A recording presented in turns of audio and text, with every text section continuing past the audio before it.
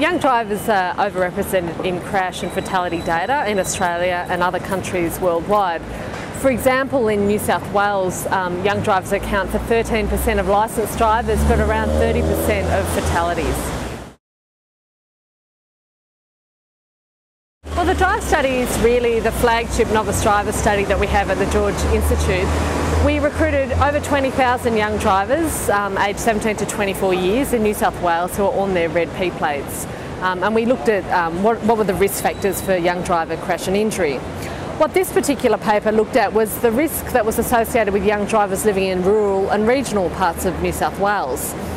What we found is that people who live in more remote parts of the state were less likely to have a crash than people living in urban centres, mainly because the population density is low, there's less objects to crash into.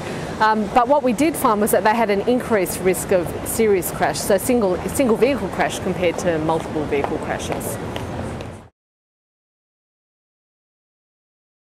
What we found in this study was that whilst we had this increased risk of single vehicle crash for young drivers, this was explained by road alignment, so curved roads, and also speed involvement in crashes. So they're the kind of factors that we need to really look more closely at intervening on if we're going to reduce young driver crashes in these areas.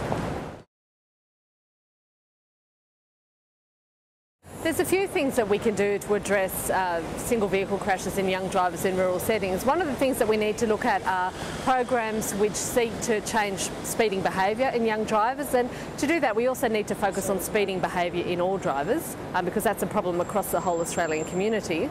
Secondly, we do need to look at road infrastructure. There's ways in which we can actually reduce speeding related crashes by actually looking at the roads that people are driving on, particularly the curvature and the alignment of roads on curves.